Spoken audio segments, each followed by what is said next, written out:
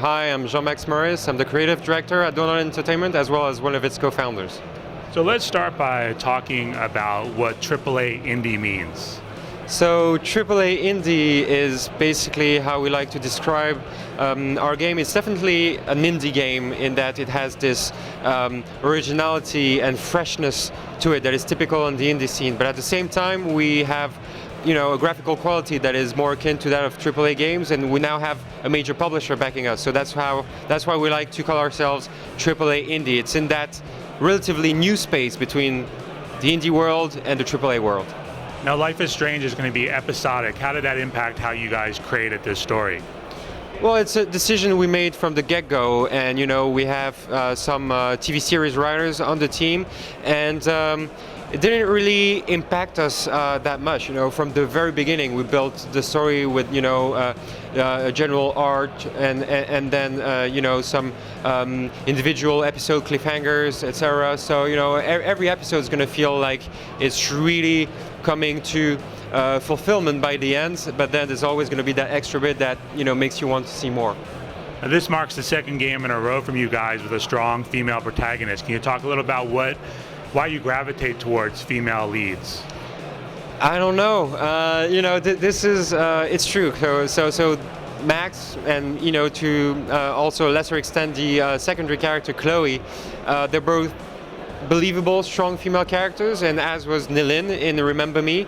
And it's not us trying to be different just for the sake of it, and it's not us trying to fix the industry. It's just that we look at the stories we want to tell, and then we then pick the characters that we think are best for that. And there is no gravitating towards female. In one of our next games we might have a male character, but for now we're happy with these characters, and I think they resonate well with the people that we show them to. We're happy to have those choices in place, and it's not a militant act, or if it is one, it's a subconscious one. Can you talk a little about Max, specifically the power that she brings to the gameplay?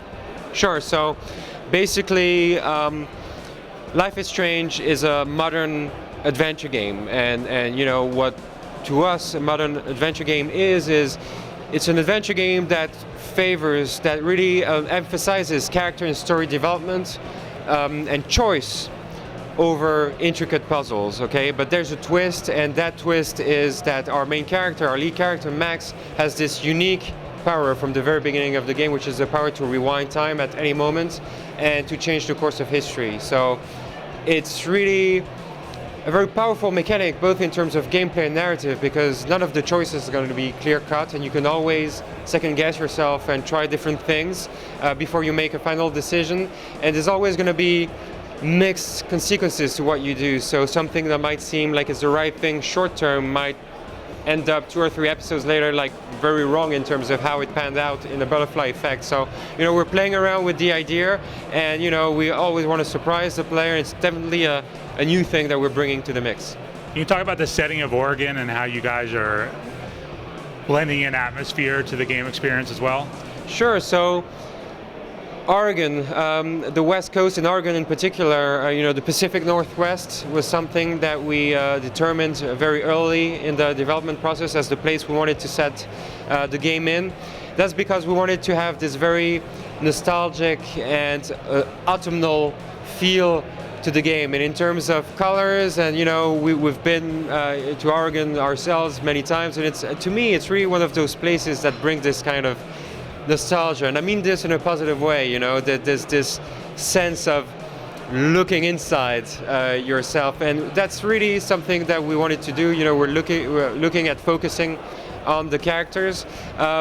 It's the setting, it's the art style. Every texture has been hand-drawn in the game, and that's for the player to really have this layer of his own imagination going into feeling what's going on the screen. And the same can be said also with the soundtrack, which is modern indie folk, and it's also that extra layer of, again, nostalgia that we're bringing to the mood.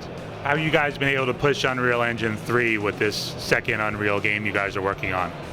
Well, we're definitely Unreal 3 pros by now, and it's really, it's not just Unreal 3, it's our very own tuned version of the engine. We have many of our own tools, that are added on top of Unreal 3 tech, and you know, we're now Remember Me was already known for, you know, its very specific art and lighting effects, and we've been able to push this even further in Life is Strange. So although it's not a realistic game the way that Remember Me was, you'll definitely see a feel that's very unique, and that is, you know, due to obviously our art vision, but also the version of Unreal that we're now using, and that's very much Dontnod.